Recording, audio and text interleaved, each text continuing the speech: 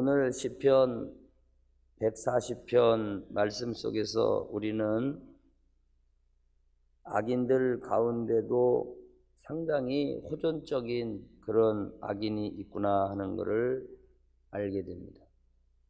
다윗은 이런 악인들에 의하여 대면되고 있었구나. 오늘 성경 말씀을 보면은 그 악인은 마음속으로 악을 꾀한다 그랬어요.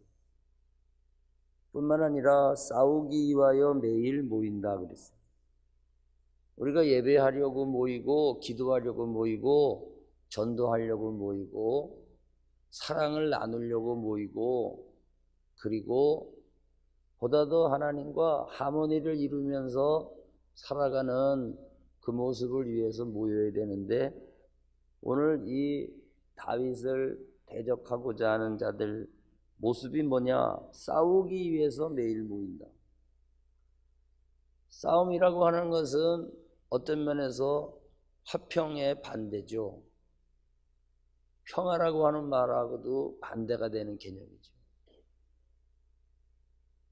참 불행한 일이 아닐 수가 없죠. 싸우기 위해서 매일 모이고 또 3절에 가서 보니까 그 악인들의 모습은 뱀같이 혀를 날카롭게 한다. 우리가 어릴 적에 무슨 말을 배웠냐면은 담담타타라는 말을 배웠어요. 담담타타.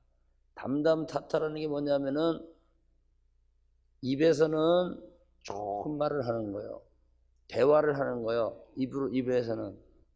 그런데 대화를 하자 그래 놓고 뒤통수를 어떻게 하면 때릴까? 어떻게 하면은 저 사람이 정신 팔려 있는 상태에서 뒤에서 슬쩍 공격을 해가지고 거꾸로 틀릴까? 그거를 담담타타라 그래요. 담담타타. 그런데 오늘 보니까 이 악인들의 세 번째 모습이 뭐냐면 아예 독이 들어있어요. 그 입술 아래에는 독사의 독이 있다는 거죠. 좋은 말을 하지만은 사실은 좋은 말 그 뒤편에는 날카로운 이빨이 감춰져 있는 거죠. 거기 독이 뿜어 나와가지고 한번 물렸다 그러면은 사망에 이르게 되는 무서운 그러한 그 독이 나오는 입술. 그러니까 참 악인도 악인 나름이구나. 악인도요 아주 무지막지한 악인도 있는 거 아닙니까? 물론 하나님이 볼 때 악이라고 하는 것은 가벼운 악도 악이고 무거운 악도 악이고 뭐 하나님 앞에서 저울 눈에 달아가지고 이거는 괜찮은 악이고 저거는 안 되는 악이고 그런 건 없지요. 그러나 굉장히 악을 계획하는 사람들, 싸우기 위해서 모이는 사람들, 입술 아래는 독사의 독을 감추고 있는 사람들, 우리 주변에 이런 사람들도 있는 거예요. 또 어떤 면에서 보면은 우리가 착하고 선한 사람인 것 같았지만은 어느 순간에 사실은 우리들도 이런 독이 우리 입술에 감춰질 수도 있다 하는 것을 알게 되는 거죠. 그래서 이런 호전적인 사람들이 우리 주변에도 있고 또 우리 회사에 나가도 사실 이런 사람들도 있어요. 내가 그런 사람 되지 않기를 사실 늘 자기를 살펴야 되겠죠. 뿐만 아니라 국제관계 속에서도 이런 나라들도 있다는 거죠. 이 지구상에 많은 나라들이 있지만은 이해가 안 되는 그런 나라도 있는 거죠. 그러면 오늘 다윗이 물론 이 악한 사람들에 대한 묘사가 여기서 끝나는 건 물론 아닙니다. 교만한 자가 다윗을 해하려고 올무와 줄을 놓고 길 곁에다 그물을 치고 함정을 두었나이다. 우리가 이 5절 말씀만 하나 읽어보더라도 사실 다윗을 넘어뜨리고자 하는 그 악한 자의 여러 가지 도전을 충분히 상상할 수가 있죠. 그러면 이런 문제에 대해서 만약에 내가 이러한 악인들과 대면하고 있다, 매일 나하고 싸우려고 하는, 매일매일 모여드는 그런 사람들의 한복판 속에서 내가 있다, 참 보통 에너지가 낭비되는 것이 아니죠. 무슨 일을 할 수가 없는 거죠. 수많은 사람들이 매일 나와 싸우기 위해서 모인다 그러면 아마도 자살해버리는 사람도 많을 거예요. 아니면은 그냥 에라 모르겠다, 금성으로 가자, 그리고서는 한국 땅을 버리고서는 딴 나라로 가는 그런 사람도 있을지도 모르죠. 요새 젊은이들이 그런 말을 해요. 모든 것을 포기하는 시대다, 뭐 그런 얘기를 하면서 청년들이 다른 나라로 가겠대요. 그 다른 나라로 가는 이유가 뭐냐 하면은 우리나라는 앞으로 초고령화되는, 초고령 뭐라 그러나 노령화된다 그럴까요?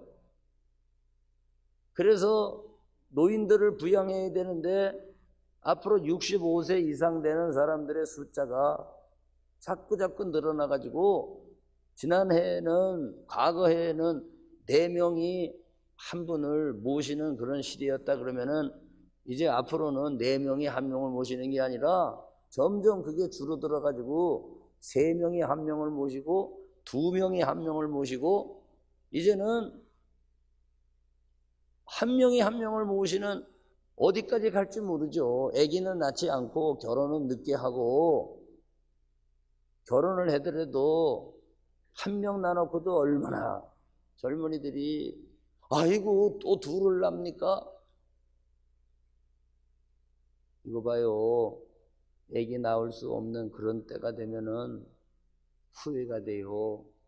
능력이 있다고 지금은 왜 낳아요 막 그러는데, 인생 저물어 가고 폐경이 오고 중년이 넘어가면 그때 가가지고 쏘갔어, 참고 하나라도 더 낳아야 되는데 그런 때가 오는 거야. 안 살아봤잖아. 아직 50은 안 와봤잖아. 그러니까 한 명이라도 더 낳아. 그게 당신을 위해서 좋고, 애들을 위해서도 좋고, 국가를 위해서도 좋고, 대한민국을 위해서 좋고. 그러면 벌써 얼굴빛이요 경직돼요. 또 나라 그래요, 또 막. 그러니 앞으로 점점 고령화 사회, 초고령화 사회로 가면서 누가 노동력이 없는 노인들을 부양을 해야 되는데 앞으로 우리가 다 부양해야 된다. 그래가지고 먹지도 못한다 이거예요. 이제 일해놓고도. 그러니까 다른 나라로 가겠다는 거예요. 사람이 어떤 문제가 생기면은 이렇게 다는 아니요. 그 중에서도 어떤 젊은이들은 절대 그렇지 않아요. 그러나 이런 사람도 있다 이거예요. 그래서 도피하는 사람, 악인의 문제도 마찬가지로 그냥 도망가 버리려고 하는 그런 사람이 있어요. 내가 이렇게 맨날 싸우려고 모여드는 그런 사람들과 내가 직면하고 있을 때 또 어떤 사람이 있을 수가 있냐면은, 그래 해보자. 그래서 활소매를 걷어붙이고, 너도 악한 일을 꾸몄지, 나도 꾸민다.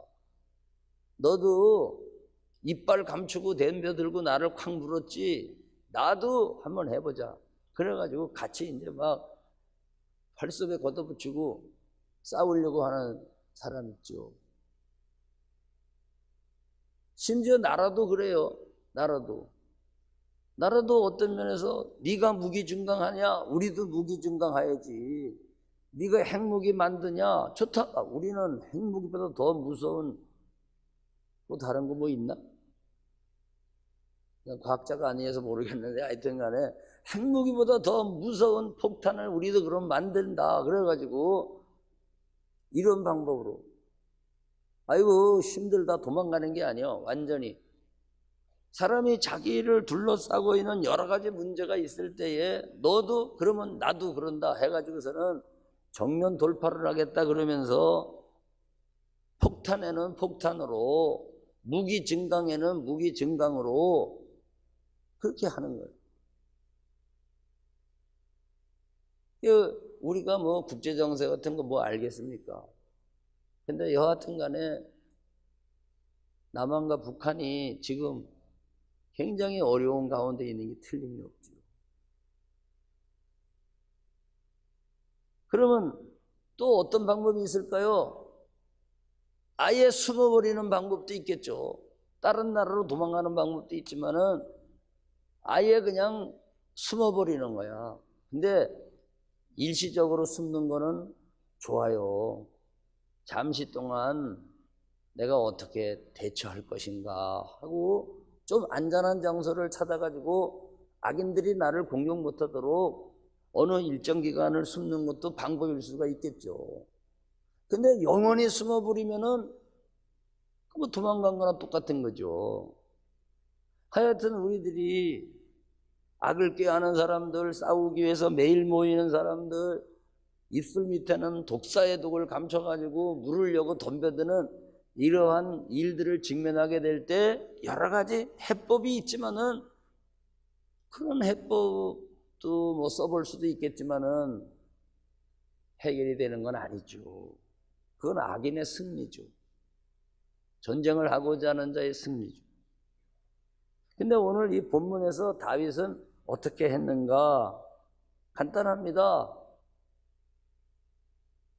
하나님에게 부르짖었다는 거죠. 하나님, 다윗이 하나님에 대해서 알고 있는 지식이 뭔지 아십니까? 그것이 12절과 13절인데 이렇게 말을 했어요. 내가 알고 있습니다. 내가 하나님에 대해서 알고 있는 하나님, 어떤 하나님이냐? 고난당하는 사람을 변호해 주시는 분이 하나님입니다.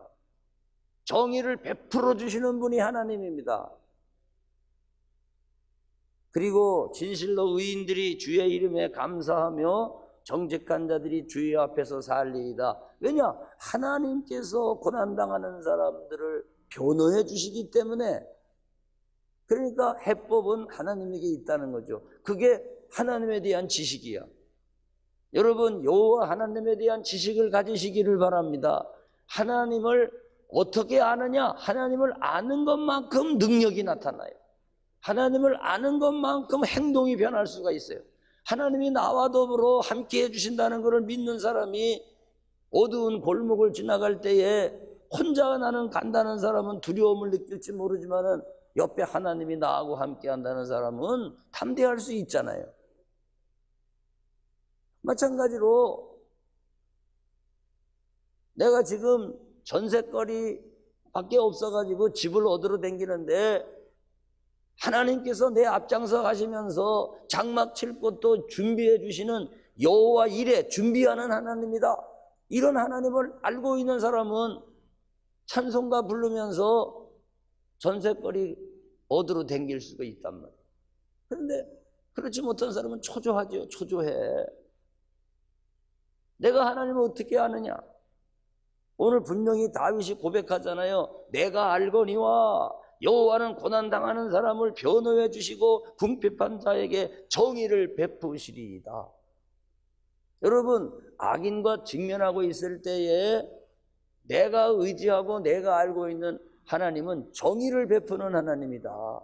정의의 하나님이 악을 편들어 줄 수가 있겠는가? 정의의 하나님이 악을 분명히 사용해 주실 것이다. 그렇기 때문에 오늘 다윗은 이런 하나님에 대한 지식이 분명하고 또 그런 믿음에 서 있기 때문에 하나님에게 어떤 행동을 취하고 있느냐? 도망가지도 않았고 숨지도 않았고 그리고 같이 대항하지도 않았는데 뜻밖의 성경을 보니까 하나님께 부르짖더라는 거죠. 하나님께 기도하더라는 거죠. 그래서 그 기도의 내용이 뭐냐? 바로 세 가지예요. 세 가지. 첫째로는 응답의 열망으로 가득해서 기도한다는 겁니다. 어떻게 기도합니까? 그게 바로 6절입니다. 6절 다 같이 읽어요. 시작. 내가 여호와께 말하기를 주는 나의 하나님이시니 여호와여 나의 간구하는 소리에 귀를 기울이소서 하였나이다. 하나님 간구합니다. 이 소리에 귀를 기울여 주세요. 응답의 열망으로 가득해서 그렇게 기도하는 거예요. 하나님, 이 나라의 모든 문제를 주님이 아십니다. 열강의 틈바구니 속에서 이렇게 포위되어져 있는 대한민국의 모든 실상을 당신이 아십니다. 호전적인 모든 나라들 한복판에 있다 할지라도 하나님 아버지 앞에 다윗이 기도한 것처럼 오늘도 우리의 상황이 개인의 문제든지 가정의 문제든지 직장의 문제든지 응답의 열망으로 가득해서 부르짖어야 되는 것이죠. 그런 사람은 새벽에 일어나는 겁니다. 새벽에. 오늘 새벽에 좀 많이 나온 거지. 지금 2명보다 많이 나왔는데 감사하죠. 그 다음에 두 번째 기도 내용이 뭐냐? 시편 140편 8절에 원수를 실패하게 해달라는 거예요. 절대로 그 악한 꾀를 가지고 정말로 계획을 세우고 있는 마음속의 계획들이, 잔꾀들이 실패하게 해주세요. 매일 싸우기 위해서 모이고 있는 그 모임들이 실패하게 해주세요. 140편 8절을 보세요. 여호와여 악인의 소원을 허락하지 마시며 그 악한 자들의 소원대로 되어지지 않게 하소서. 전쟁을 치르고자 호전적으로 모든 것을 하는 그러한 국가들이 있다 그러면은 그런 국가들도 그 소원대로 되어지지 말게 하소서. 그 얘기가 두 번째 기도예요. 원수가 실패해야 되겠다는 거죠. 하나님의 정의의 관점으로 볼 때에도 불의한 세력은 무너져야 되지 않겠습니까? 나도 하나님 앞에서 정의롭지 못하면 나부터 깨져야 되지 않겠냐, 그런 얘기죠. 원수가 실패하게 하소서. 세 번째 기도 제목이 뭐냐? 140편 10절 말씀. 뜨거운 숯불이 그들 위에 떨어지게 하시며 불 가운데와 깊은 웅덩이에 그들로 하여금 빠져 다시 일어나지 못하게 하소서. 뜨거운 숯불이 그들 위에 떨어진다는 것이 바로 하나님이 문제를 해결하고 다스리고 처리하는 것이죠. 심판에 대한 갈망입니다. 여러분, 오늘 이 말씀을 기억하면서 다윗은 부르짖고 기도했다. 그 기도 내용이 정말 구체적이었다. 정말로 구체적이었다. 그래서 시편 140편은 이렇게 시작하고 있는 거예요. 1절 여호와여 악인에게서 나를 건지시며 포악한 자에게서 나를 보존하소서. 오늘 아침에 여러분 기도할 때 내가 직면하고 있는 그런 악한 문제들이 있다 그러면 주여 악인에게서 나를 건져주세요. 그리고 포악한 자에게서 나를 보존하여 주세요. 국가의 문제도 마찬가지야. 오늘 나라를 생각한다 그러면 우리나라를 이러한 모든 호전적인 상황의 한복판 속에서 건져주세요. 보존하여 주세요. 오늘 여러분들이 하나님을 의지하고 의지하는 믿음으로 기도하는 아침 되기를 주의 이름으로 축원합니다.